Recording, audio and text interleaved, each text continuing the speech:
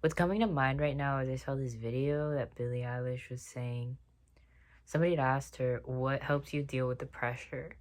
And she was like, that I'll die. And I was like, what? But she was like, I'm gonna die. Everybody else is gonna die. At some point, nobody's gonna remember me. Because I'll be dead, and everybody else who knew me will be dead. So, heck it. Like, who cares?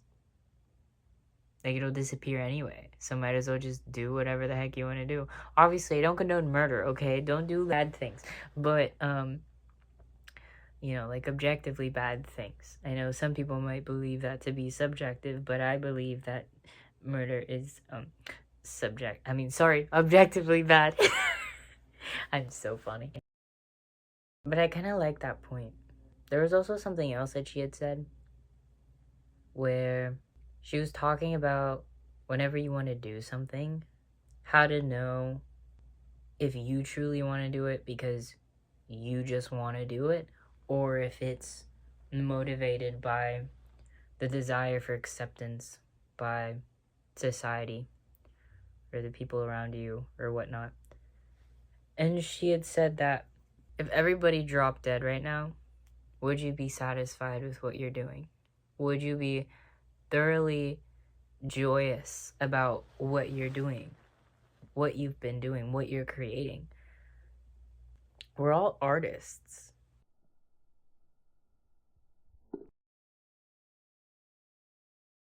I know you saw that, but sure, you didn't see that. Oh, okay. Oh. We're all artists. We're just painting different canvases. And it's not just for creatives. It's not just visual artists. It's not just musicians. It's everything you do. When you wake up and you start your day out by saying, ugh, I have to get up. I have to do this. Why do I have to do this? I don't feel like doing this. That's putting paint on your, I forgot what it's called, but the thingy where they put the paint in order to dip it, in order to dip the paintbrush in the paint and then paint on the canvas. I don't remember what palette, is that what it's called? I feel like it has a different name. The little wooden thingy. Anyway, you get what I'm gonna call it a palette. You're putting the paint on your palette. That attitude, those thoughts, that's the paint. When you tell somebody that you care about them and that you want to be in their life and that they matter to you, and you go out of your way to invest time into displaying the truth within those words that you've expressed,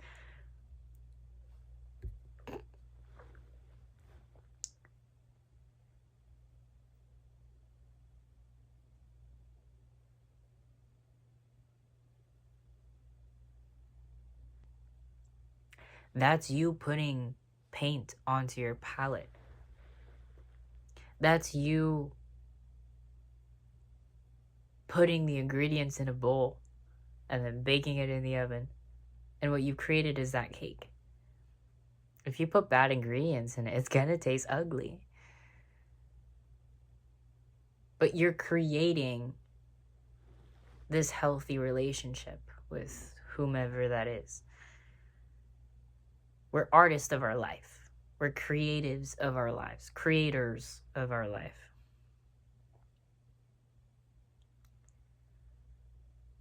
It doesn't have to be visual art or audible art, audio art. What is music art? You get what I mean. But you're constantly creating things. When you put water on your nightstand before you go to sleep, you're creating a reality where when you wake up in the morning and your lips are parched and your mouth is dry and you feel thirsty, you've created an easy morning. You created a morning that feels more satisfying because you wake up and you already have something near you that is going to satisfy a desire that you know you're going to immediately have when you first wake up. In all ways, you're creating your day-to-day reality. So based off of that,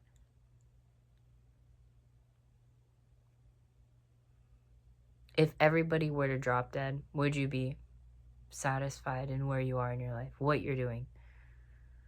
And where you are is a little iffy because you may not be satisfied with where you are, but it's not so much where you are, it's more so what you're doing to get where you want to be, whilst also appreciating where you are. Because I know I can relate to not really liking where I am, because the life that I desire is vastly different from where I am right now.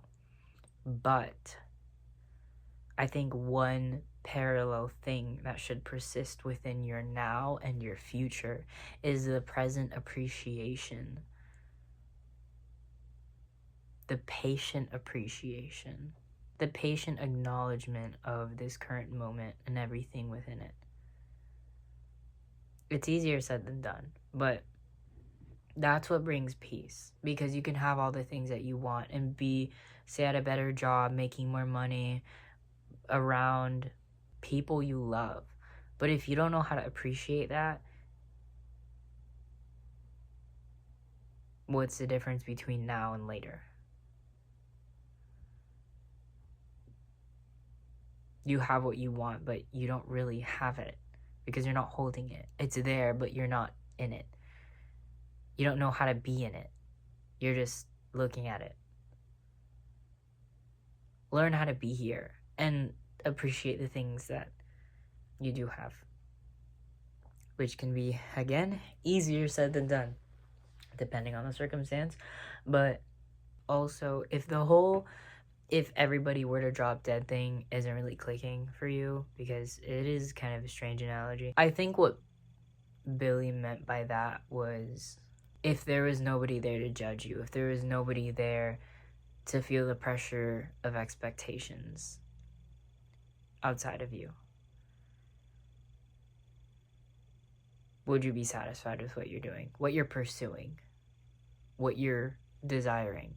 And I only put desiring in quotations because you may think that you're desiring it when in reality you're desiring the acceptance of somebody else.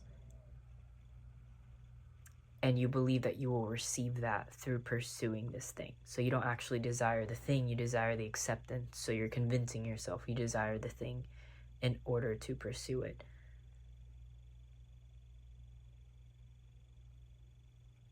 Now, some people are aware that they're really just pursuing the acceptance of this other person, and they're still going for it because they think that's what's going to bring them happiness. But there are a fair amount of people that aren't aware of that.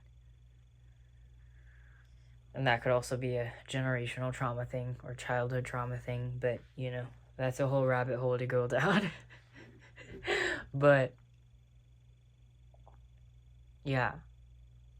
By the drop dead thing, it's really, if nobody were watching, if there were nobody to express their opinion about you, if it was just you and what you genuinely want, if nobody cared in a good way, meaning there's nobody there to say anything. So if everybody cheered you on, what would you want to do?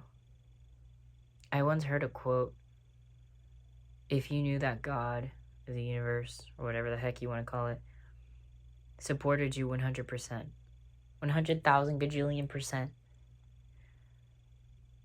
what would you do? And I think that was such a great quote to hear, because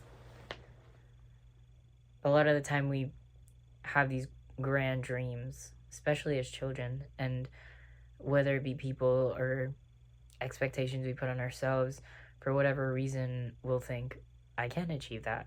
That's way too far. That's way too big. It's not. Finally, someone with common sense. So is baking a 5-tier cake. Is that what it's called? Tier, right? Because layers are just one, like a tier. I don't know cake stuff, so bear with me. But so is making a 5-tier cake. But it's doable. Where do you start? You bake the bottom. You bake the, the layers. And then maybe you freeze it, because you might not. You likely will definitely not finish it in a day. Then you start icing one of the layers, or one of the tiers. And then you ice the other tiers. And then you work on it. And it seems impossible, but you work toward it. That's the point. Don't think about how you're going to do it. Just dream. Just imagine what you genuinely want. And then, once you find something that feels right, and you do that by imagining yourself in it. So, just sit down and think about different things that you're like, well, that seems interesting. Then imagine yourself actually doing it. Don't think about how. Just imagine yourself in that reality. Because sometimes we'll fall in love with the concept of something, the idea of something. My laptop keeps betraying me. It's my backlight right now, as well as my flashlight, because it's dark in here, and the lamp that I had in this room died after like 6 years. It was on like all the time, so honestly it's crazy that it survived that long, but there's no light in this room. So anyway, dang, I lost the roll. I was on a train. I was getting somewhere. Wait, I can do this. I believe in myself. My booty hurts. Does anybody else say thinking when they're thinking? Like, I feel like it helps. I don't know. What was I thinking of? Hi, baby. I love you. Okay, so I had to stop the previous video and go back and look at what I was talking about. But imagine yourself in the reality and really feel it. Because as I was saying, you'll sometimes like the idea of something, but actually living it out isn't as desirable as we had thought. So, say the idea of being a realtor sounds intriguing because you'll make a lot of money and it seems easy, but actually waking up day to day, going to a house and talking to people and like doing all that work isn't that enjoyable to you. You know, what do you really want, right? So imagine yourself in that reality, and then whatever feels best, work on baking your bottom tier. What are steps, small steps, baby steps, that you can work on in order to get just an inch closer to what you desire? So if you knew life, we're supporting you 100%. 100,000 gajillion, bajillion, gajillion, 1,000%. What would you do? With yourself, with your life, with your thoughts, with your desires, with your beliefs?